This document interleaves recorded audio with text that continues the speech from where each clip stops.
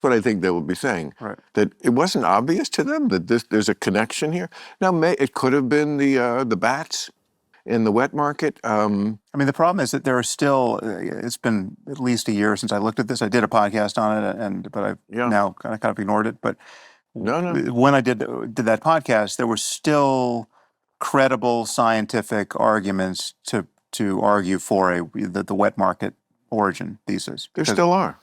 Bill Maher has on Sam Harris, where they talk about misinformation during the COOF era, if you will, in 2020, if you know what I mean. Let's see what Bill Maher and Sam Harris have to say. You don't like misinformation, the idea of misinformation the way I do. Obviously, sometimes it's true. Yes. But sometimes it's just, one day's misinformation is tomorrow's information. Well, I mean, COVID could have but not for everything. No, but, COVID could have started in a lab was misinformation. Yeah. Although, honestly, I think there are people who could see even then that, so for instance, you and I are on opposite sides of a few of these questions, but that's not one of them. From the first possible moment, I thought that's a totally valid hypothesis, and to call it racist was idiotic. Right. And I still don't know what happened, but it's You still don't know what happened, huh? House panel concludes that this pandemic came from a lab leak. 2-year probe led by Republicans faults agencies for pandemic response as Democrats on panel challenge final report's findings on the origins of this. If it didn't start in a lab led by Dr. Fauci, why did Joe Biden just grant him pretty much a 10-year retroactive purge?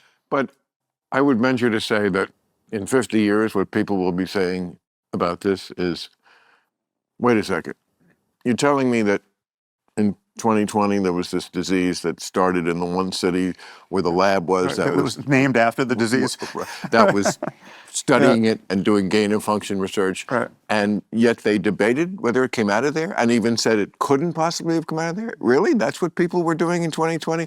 That's what I think they will be saying. That it wasn't obvious to them that there's a connection here.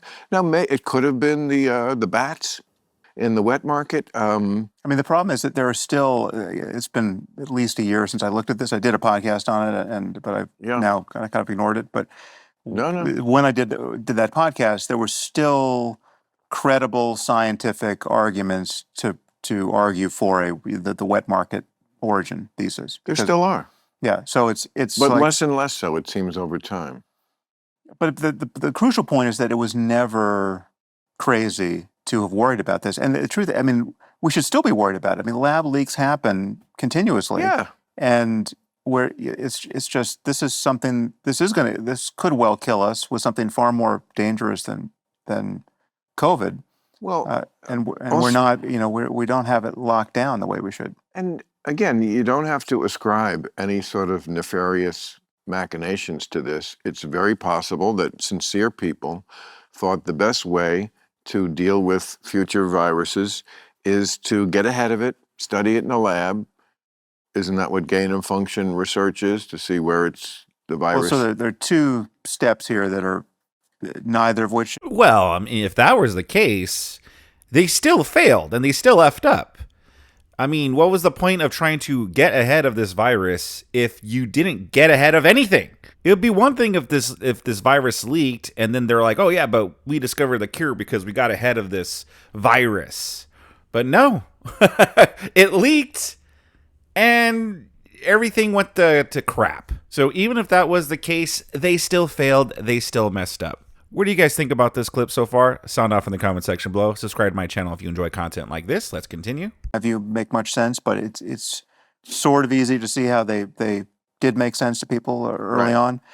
Happily, I think we've pulled the brakes on much of this. But have we? Yeah, I mean, good. Yeah, and that was USAID was.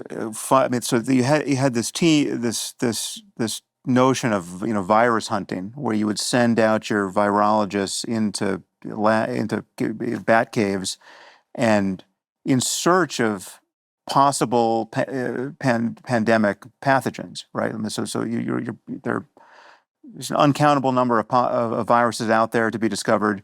I think they outnumber any other species of life, like 10 to 1. So it's Trillions, like right? yeah. I mean, just we're breathing them millions upon millions of You're soaking in it right uncharacterized now. viruses. Yeah, no doubt. In this room, I don't doubt it. It's on the furniture. That's right, yeah. When I go home, it's like you saw Silkwood, right? I've got a stage when I enter my house where I made you healthier showered. tonight. Right. Is what I did. Oh, You're good, yes. lucky. You boosted my immune system. I did. Yes. Well, I would like to know the names of the women who have helped in that effort. I must tell you, I was watching the news last night. I hadn't done that in a while. And there's Lester Holt, and he's talking about bird flu. And it's like a 3-minute package. And the whole time I'm going, oh, fuck. We're all going to die. It's just meant to make you shit your pants. Pictures of chickens. And they get to the end of it, and I'm like, oh, this is death. This is another one. It's going to be worse. And then they bring on the expert, and there's a question to her. And the very last thing she says after 3 minutes of shitting your pants is, and the only way you can get it is if you direct. if you fuck a duck on top of a cow. Right. I mean, you'd have to practically fuck a chicken, like Larry Flint says he lost. Well, no, I think Ron. Imagine seeing like a package of the bird flu and stuff, and crapping your pants again. I mean, that's exactly the same mindset that these like media outlets are trying to appeal to, the easily scareable. To be honest, when I started hearing about bird flu and all these things, my first fear was, crap, are they going to try to lock us down again? Are they going to shut down the economy again? It wasn't even about like the health or anything like, oh, can I catch this? My fear was, oh man, are they going to use this to shut down everything again and repeat what happened in 2020? And that's pretty sad, if you ask me. Is suspect, specifically for bird flu. I mean, the cows got it in California, and I see. And you can get, and at least theoretically, I think there's some cases that they think are attributable to raw milk. What about raw goat yogurt?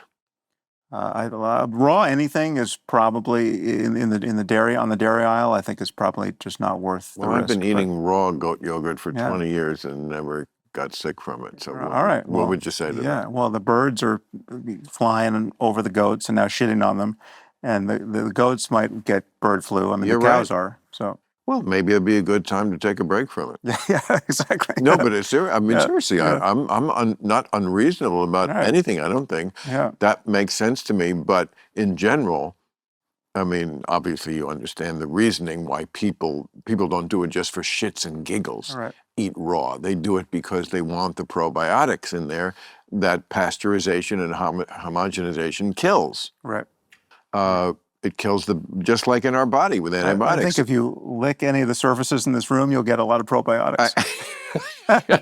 So there you have it. That was Bill Maher talking to Sam Harris about misinformation during the COOF era.